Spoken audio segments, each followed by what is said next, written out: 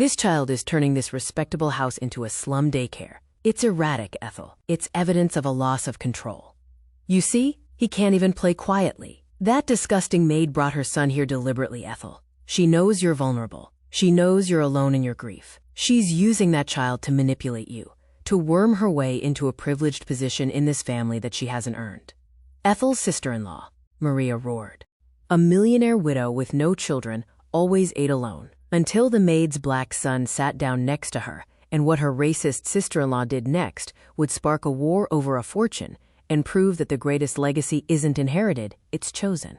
That child should not be here during your dinner, Ethel. Maria Simpkins' voice was sharp as broken glass, shattering the heavy silence of the dining room. Ethel J. Johnston, 72, paused, her silver fork suspended in the air as she watched the scene unfold. Terry, only 8 years old, the son of Marcy, her loyal housekeeper, had shyly climbed into the ornate mahogany chair directly beside her. The table was built to seat 16, but for 3 years of widowhood, it had served only one.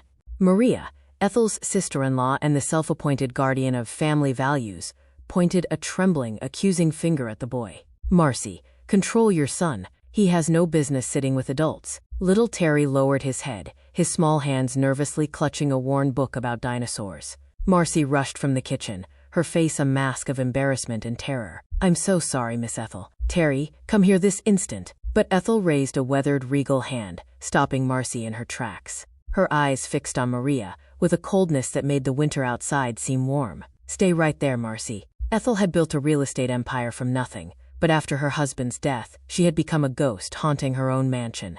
The giant table had become her lonely throne, where she mechanically chewed her grief along with tasteless meals. Maria smiled with cruel satisfaction, adjusted her pearls, and leaned in.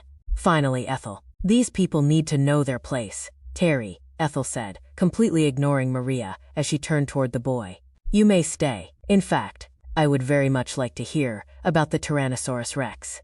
The crystal chandelier hung like a frozen waterfall of light, its thousands of prisms casting a soft, golden glow across the mahogany dining table. It was a magnificent piece of craftsmanship, vast enough to seat 16 comfortably, yet tonight, as had been the case every night for 3 long years, it served only one. Ethel J. Johnston sat at the head of the table, a solitary figure in a tailored navy blue suit, her silver hair perfectly coiffed, looking every bit the real estate titan she had once been. But the regal posture was a mask. Beneath the pearls and the pressed silk, Ethel was a ghost haunting her own life. Since her husband Robert had passed, the mansion had transformed from a vibrant hub of power and laughter into an elegant tomb. The air itself felt heavy with the oppressive silence of a house that had forgotten how to echo.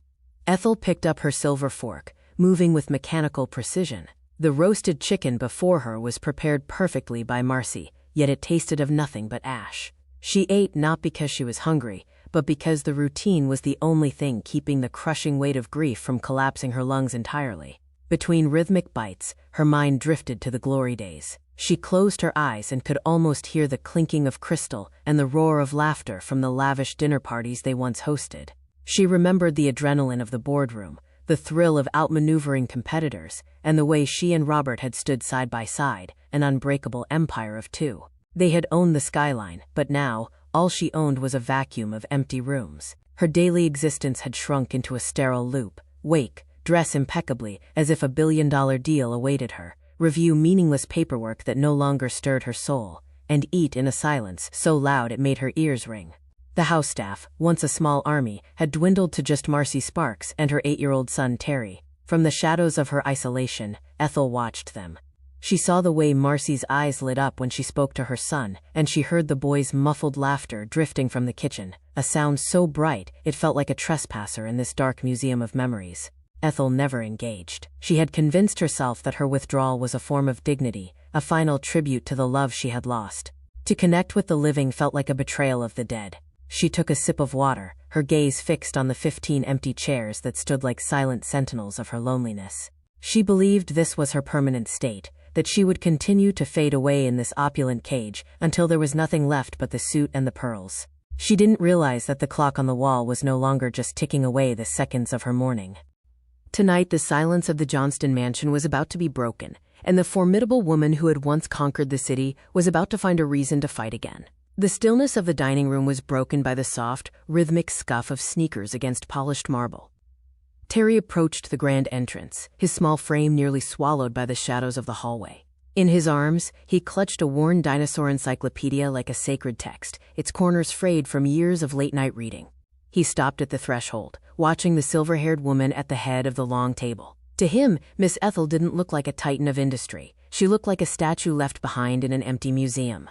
His mother had warned him never to disturb the mistress of the house, but as he watched her sit in that vast, golden silence, his curiosity proved stronger than his fear. With a deep breath, Terry walked to the head of the table. Instead of taking a seat at the far end, he climbed into the heavy, ornate chair directly beside Ethel. The movement was so sudden, so human, that Ethel's fork clattered against her porcelain plate. She turned, her breath catching in her throat. No one had sat within arm's reach of her in 3 years. "Miss Ethel," Terry whispered, his wide, dark eyes searching hers with a gentle concern that pierced through her armor. "Would you like to hear about the Tyrannosaurus Rex? They were the kings of all the dinosaurs." Ethel stared at him, her heart thumping against her ribs. She should have sent him away. She should have maintained the dignity of her isolation. But the warmth radiating from the boy was a sunbeam in a cellar. She found herself nodding slowly, her voice trapped in her throat, but her eyes pleading with him not to leave. Terry's face lit up like a Christmas tree, and he began to chatter enthusiastically about fossils and apex predators, his small fingers tracing the colorful illustrations in his book. "That child does not belong at this table." The voice was a jagged blade, cutting Terry's sentence in half. Maria Simpkins stood in the doorway, her face contorted into a mask of pure, unadulterated venom. She didn't bother with a greeting. Her eyes were fixed on Terry with a look of visceral disgust. "Marcy, get in here and control your son," Maria screamed toward the kitchen. "These people need to understand their place." "What would society think, Ethel? You're allowing this child to dine at our family table?" Ethel felt a dormant spark ignite in the center of her chest. It was a flicker of the old fire, the boardroom strategist who had crushed rivals without blinking. She looked at Terry, who had shrunk into his seat, his joy replaced by a familiar, heartbreaking shame. Then she looked at Maria, whose family values were nothing more than a thin veil for the rot of her own prejudice. "Stop right there, Maria," Ethel said, her voice dropping into a register that was cold enough to crack stone. She turned back to the boy, ignoring the woman in the doorway entirely. "Terry, you may stay. In fact, I would very much enjoy hearing more about your dinosaurs." Maria's jaw dropped, her shock quickly curdling into a dangerous, calculating simmer. She looked at the boy not as a child, but as an obstacle to the millions she believed were rightfully hers. She stormed out of the room, but the look she cast over her shoulder was one Ethel remembered from their youth, the expression of a girl who destroyed what she couldn't own. War had been declared in a single breath. Terry looked up, a shy, tentative smile returning to his face, and as he began to speak again, Ethel took a bite of her dinner. For the first time in 3 long years, she could actually taste the salt. The silence that had slowly begun to lift over the last 3 days was shattered by the heavy, rhythmic thud of the brass door knocker. Maria Simpkins didn't wait to be announced. She swept into the drawing room like a predatory bird, trailed by David Wellington, a man whose expensive suit couldn't mask his role as a legal mercenary. Maria planted herself in Ethel's favorite velvet armchair with a proprietary air, clutching a brown leather briefcase as if it were already her own.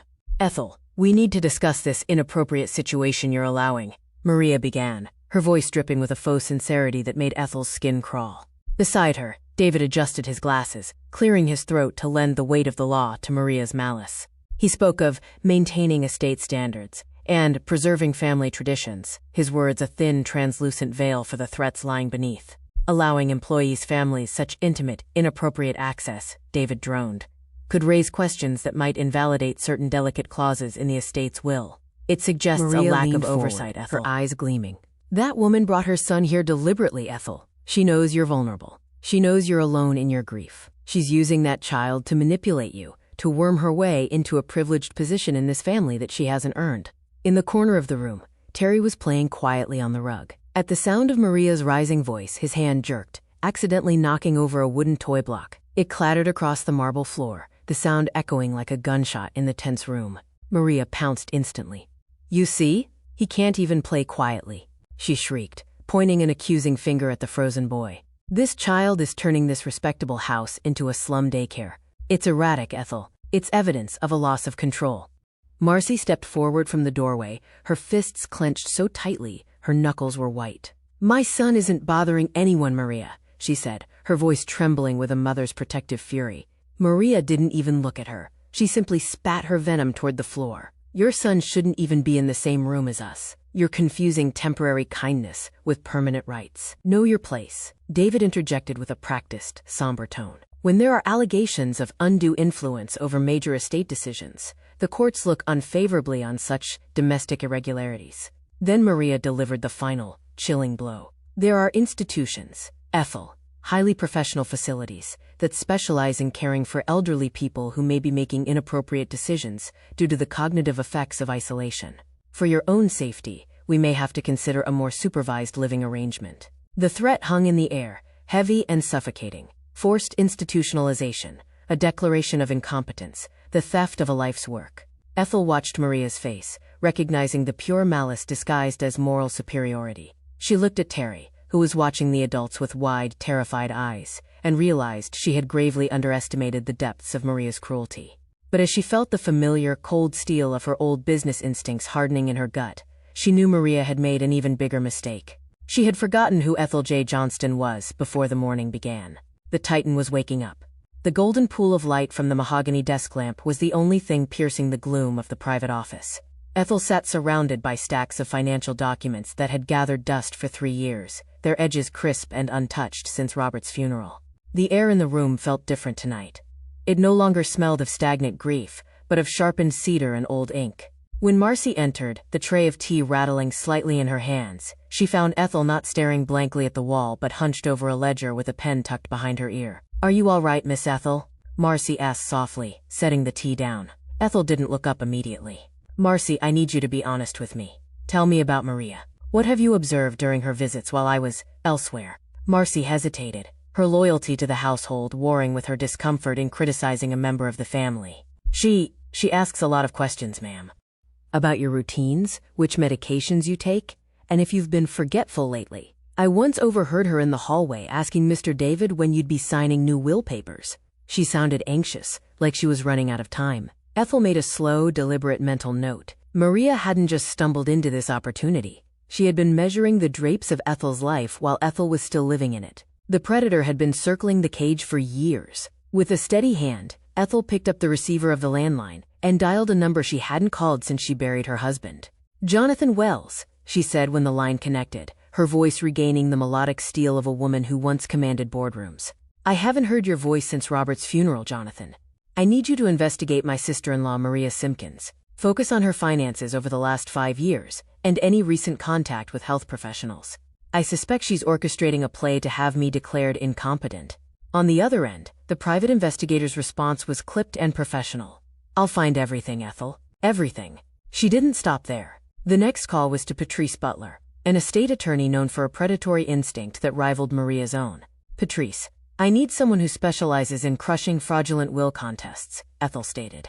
"Ethel, your finances are impeccable, and your mind is sharper than most people half your age," Patrice replied. "Contesting your capacity would be nearly impossible. But what if they buy a doctor?" Ethel asked, her eyes narrowing. Patrice's laugh was cold. "Then we aren't just talking about a civil suit. That's a federal crime. We're talking jail time." The transformation was near completion. When Marcy revealed that Maria had already begun whispering in their social circles about Ethel's declining state, Ethel felt the last of her passivity burn away. This wasn't merely about money. It was a coordinated strike against her dignity and her autonomy. "What should I do, Miss Ethel?" Marcy asked, sensing the shift in the room's energy. "Document everything," Ethel commanded. "Every word Maria says, every visit she makes.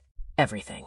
As Marcy turned to leave, Ethel glanced through the open office door. She saw Terry sitting on the floor, helping his mother organize a shelf of books, his small face scrunched in concentration.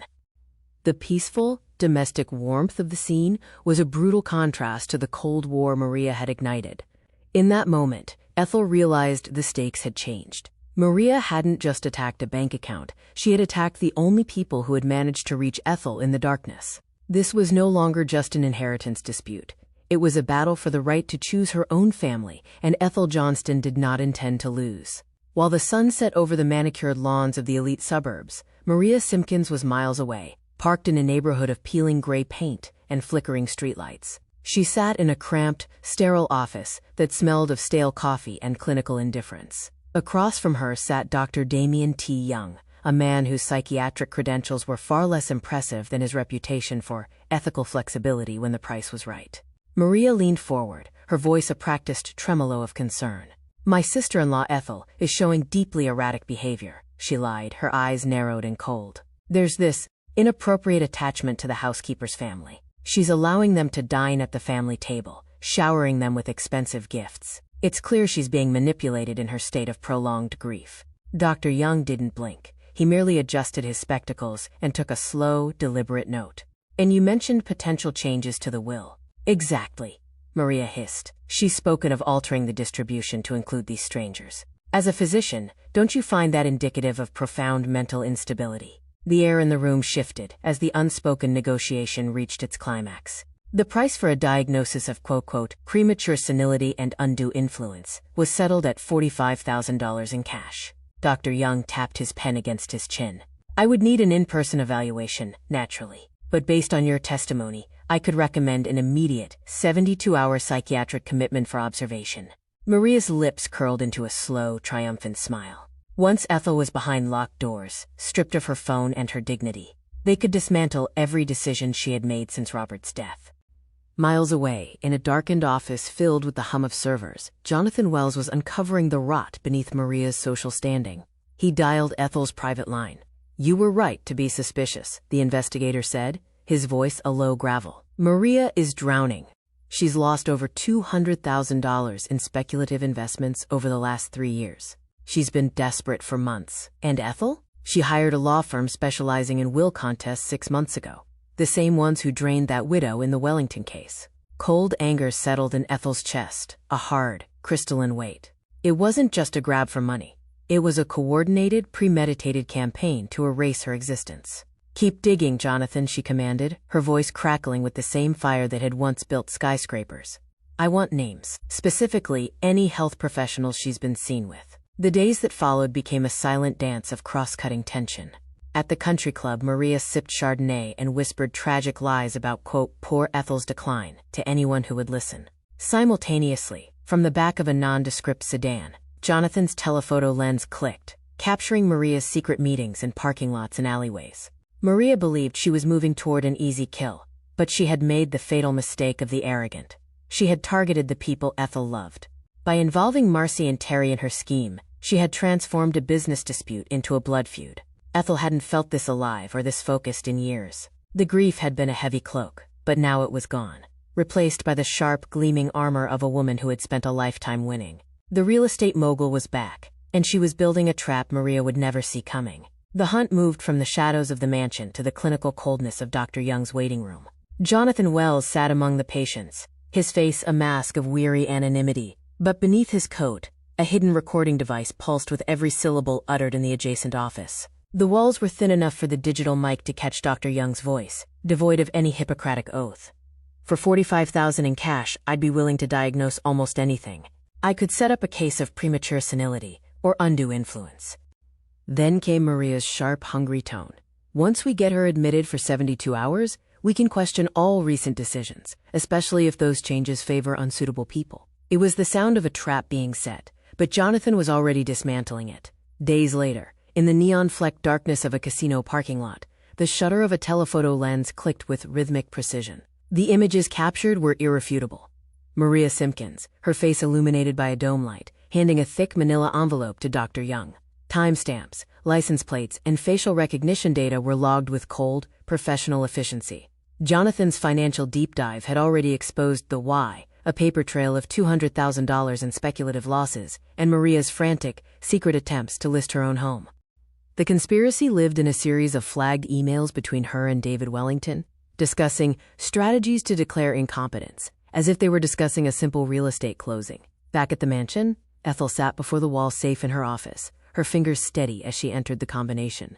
Tucked behind a stack of bonds was a sealed envelope she hadn't touched in years. The handwriting on the front was unmistakable, Robert's bold, elegant script, to be opened if Maria attempts exploitation. The letter was dated 3 months before his death, written when the cancer was stealing his body but not his foresight.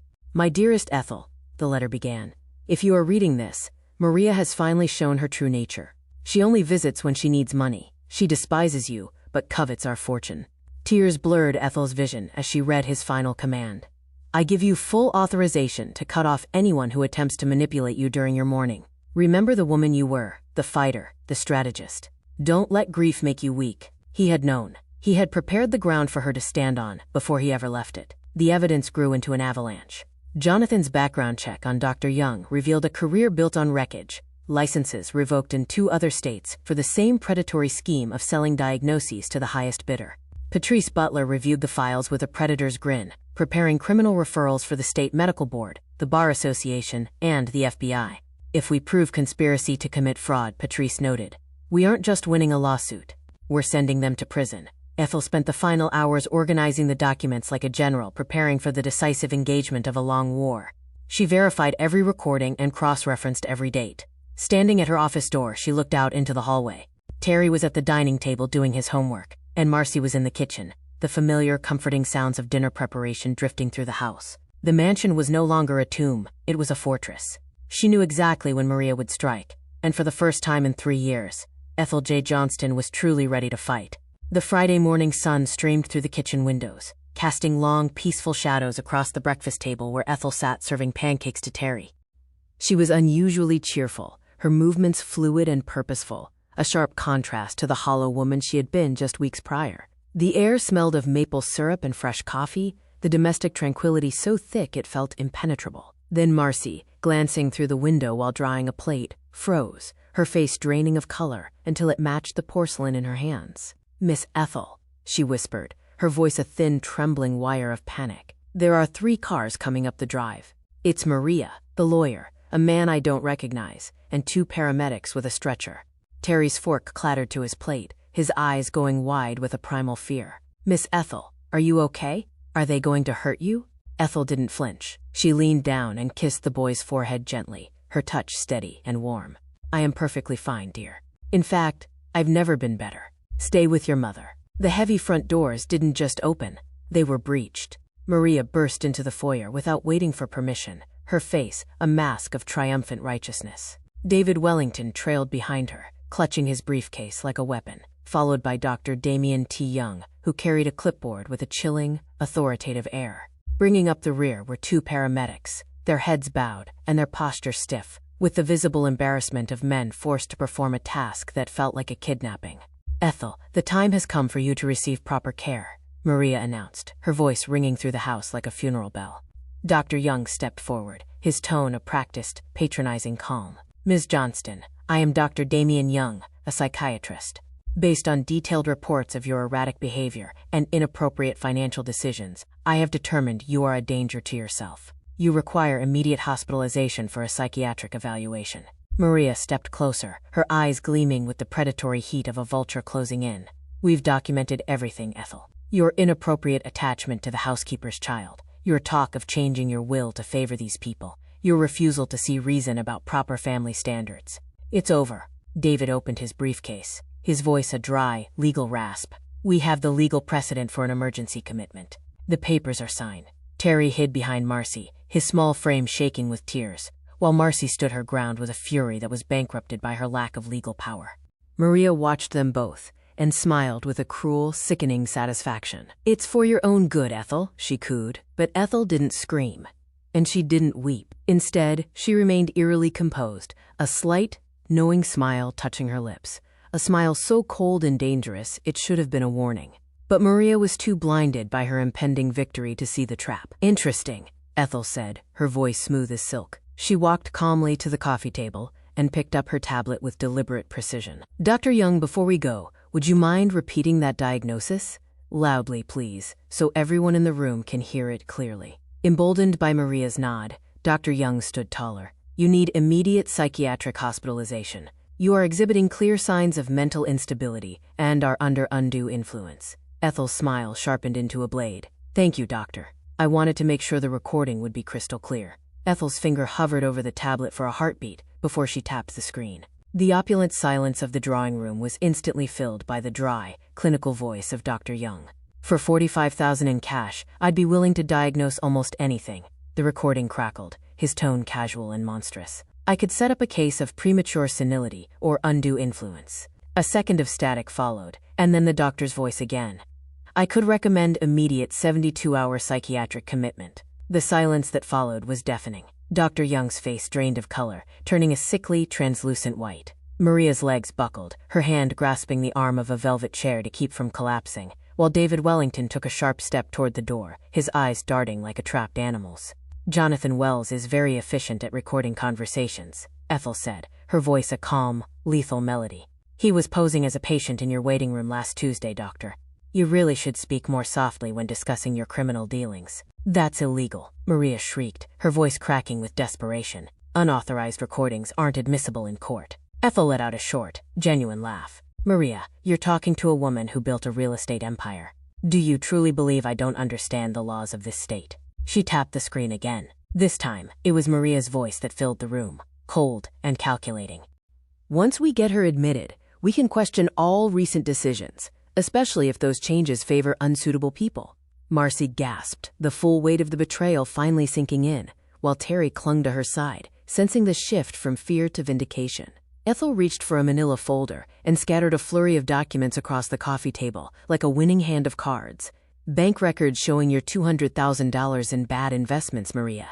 Emails to David plotting to steal my autonomy. And my personal favorite, she held up a grainy photo, you handing a manila envelope to the doctor in a casino parking lot. She turned her gaze to the psychiatrist. And doctor, would you like to explain why your medical license was revoked in 2 other states? It's amazing what information is available to those who bother to look. Maria was visibly sweating now.